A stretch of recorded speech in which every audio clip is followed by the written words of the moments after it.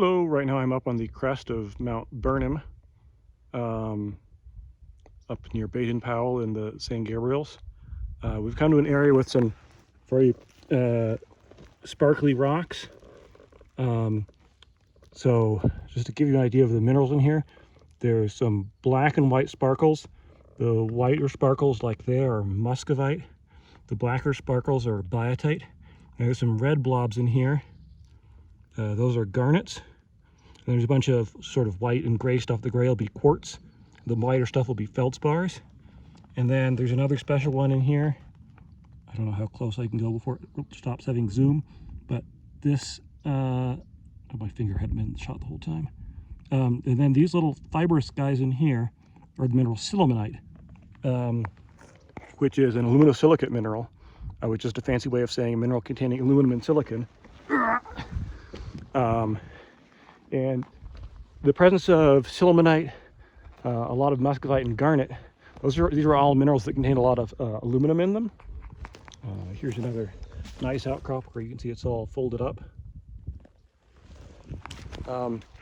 These are all very aluminum-rich minerals, so if you have those, first of all, these are metamorphic rocks. That sort of black and white stripiness indicates these rocks are a gneiss. So the stripiness is what we call technically foliation, and that's basically stripes in the rock formed by pressure underground, sort of flattening everything out. And so that makes it a gneiss or a schist if you have that kind of flattening and you've got a sparkly look to your rock. See, this one here looks more like schist because it's just all sparkly. Technically the difference between a schist and a gneiss is a schist is more than 50% of those platy, sparkly minerals like the micas, whereas a gneiss is less than 50% of those platy minerals. So these are metamorphic rocks, and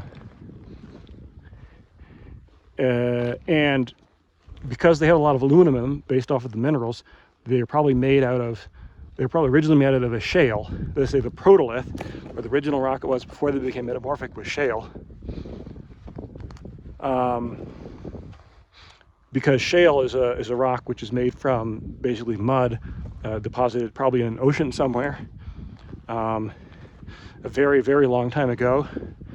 And then that gets turned into a rock, which is clays are rich in aluminum, so you end up with a rock rich in aluminum. Then when you metamorphose it, it gets all sparkly like that. In terms of how hot these rocks were for that regular ordinary clay and shale to get all sparkly like this, if we look at these, they got this real stripiness to them with these little white layers coming out of them, which look kind of like granite if you look up close.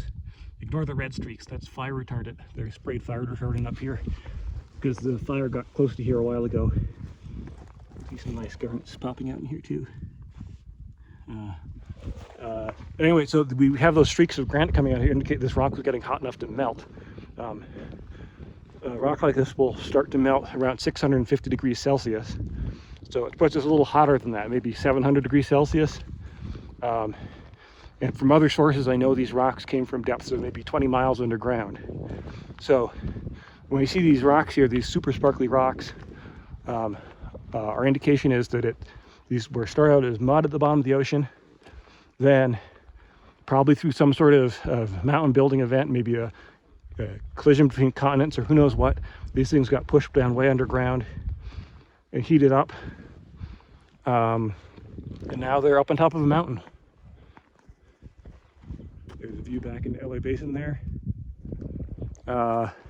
As for what age these rocks are, I'm not actually sure I have an exact answer for that for you. A lot of the gneisses that look like this in the San Gabriels are well over 1 billion years old, like 1,600 million years old or so. So I'm going to give that as a ballpark number, but at any rate, they are very, very old rocks. They've seen a lot of action. Okay, see you guys next time. Like, share, and subscribe.